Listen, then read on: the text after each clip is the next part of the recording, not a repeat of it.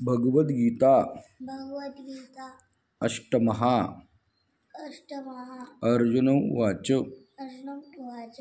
किं तद्ब्रह्म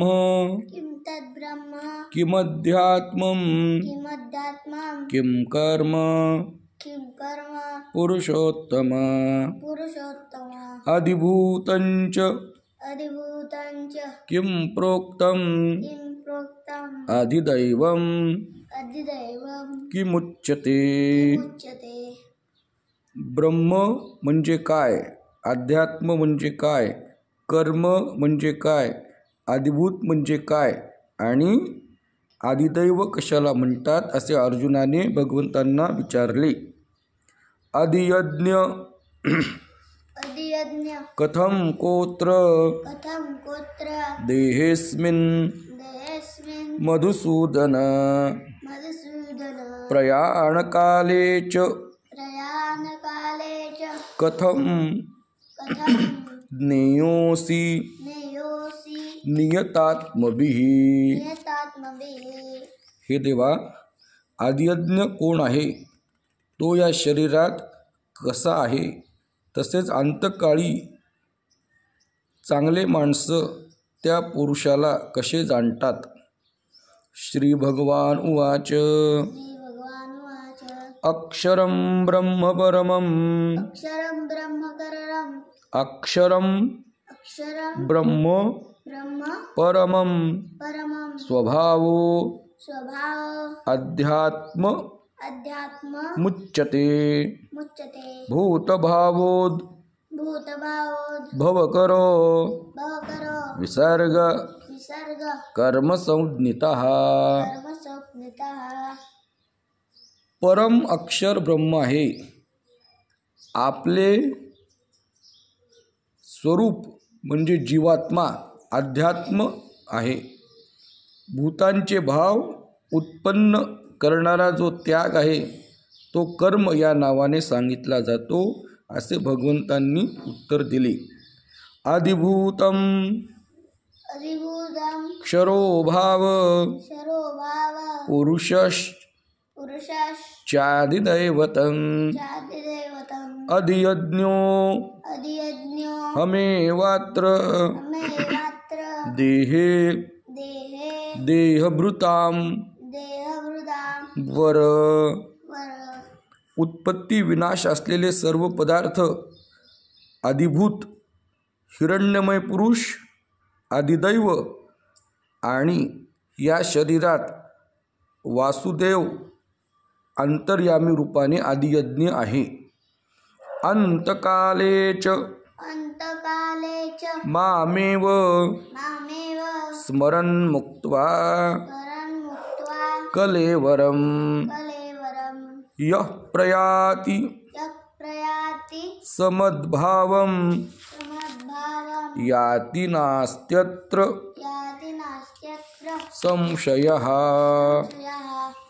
जो पुरुष अंतकाळी भगवंताचे स्मरण करीत शरीराचा त्याग करून जातो, तो साक्षात भगवंताच्या स्वरूपाला प्राप्त होतो, याच्यात शंका घेण्याचे काही कारण नाही। यम यम वापि स्मरन् भावं त्यजत्यन्ते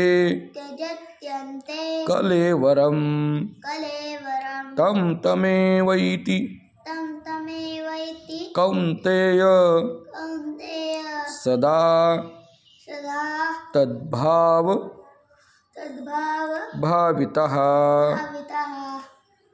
माणूस अंतकाळी ज्या ज्या भावाचे स्मरण करीत शरीराचा त्याग करतो त्याला जाऊन मिळतो, कारण तो नेहमी त्याच गोष्टीचे स्मरण करीत असतो।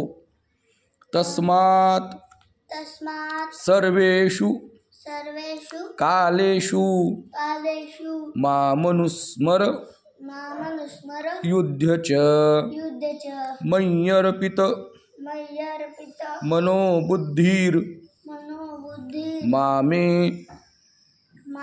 वैश्यस्य संशयम्।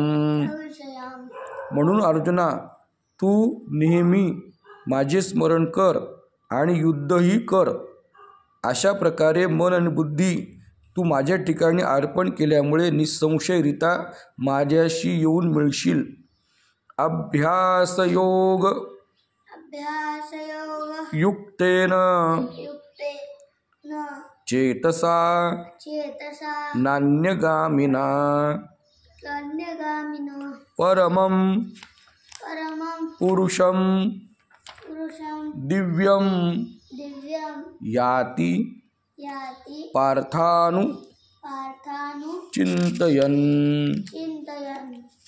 हे पार्था, परमेश्वराच्या ध्यानाच्या अभ्यासाने दुसरीकडे न जाणाऱ्या चित्ताने निरंतर चिंतन करणारा मनुष्य परमेश्वराला जाऊन मिळतो असा नियम आहे. कवीन पुराण मनुष्यासुतारं अणोरणीयान्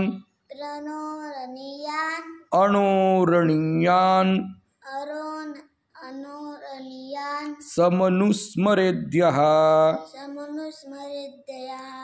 सर्वस्य धाता रमचिन्त्यरूपं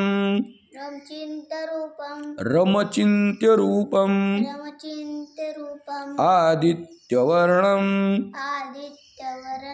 तमसः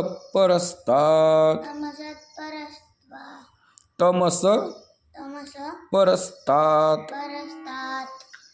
जो माणूस सर्वज्ञ, अनादी, सर्वांचा नियामक, सूक्ष्माहूनही अतिसूक्ष्म आणि सगळ्यांचे धारण पोषण करणाऱ्या सूर्याप्रमाणे चेतन आणि प्रकाशरूपी अविद्येच्या अत्यंत पलीकडील अशा सच्चिदानंद घन परमेश्वराचे स्मरण करतो, त्याला कोणती गती प्राप्त होते हे पुढच्या श्लोकात ऐकावे. प्रयाणकाले मनसाचलेन भक्त्या युक्तो योगबलेन चैव भ्रुवोर्मध्ये प्राणमावेश्य सम्यक् सतं परम पुरुष मुपैति दिव्यम. तो भक्तियुक्त पुरुष अंतकाळी सुद्धा योगबलाने भुवयांच्या मध्यभागी प्राण चांगल्या रीतीने स्थापन करून निश्चल मनाने स्मरण करीत त्या दिव्य परम पुरुष परमात्म्यालाच प्राप्त होतो. यदक्षरं वेदविदो वदन्ति विशन्ति यद्यतयो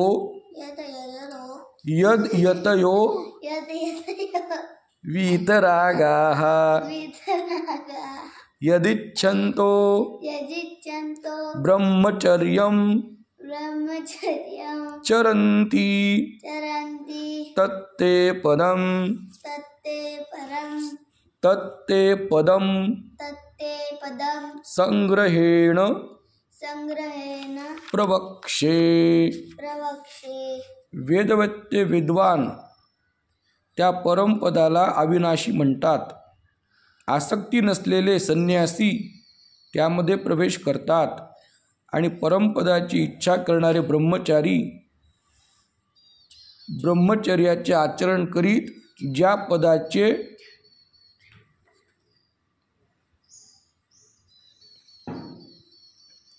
स्वीकार करतात ते परमपद मी तुला थोडक्यात सांगतो. सर्वद्वाराणि संयम्य मनोवृद्धी निरुध्य च मूर्ध्याधायात्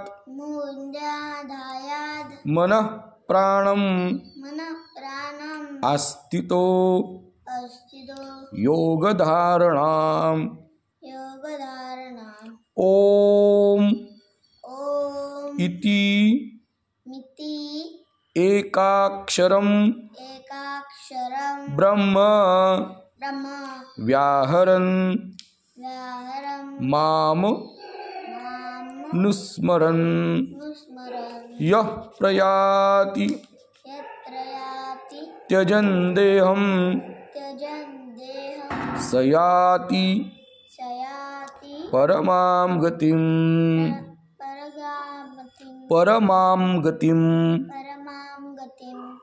इंद्रियाची दारे अडवून मनाला हृदयात ठेवून जिंकलेल्या मनाने प्राण मस्तकात स्थापन करून परमात्मसंबंधी योगधारणेत स्थिर होऊन जो पुरुष ओम असे अक्षर याचा उच्चार करीत देह ठेवतो तो निर्गुण ब्रह्म म्हणजे परमगतीला प्राप्त होतो. अनन्य चेता सततम यो माम स्मरति नित्यशः तस्याहं सुलभ पार्थ नित्ययुक्तस्य योगिनः.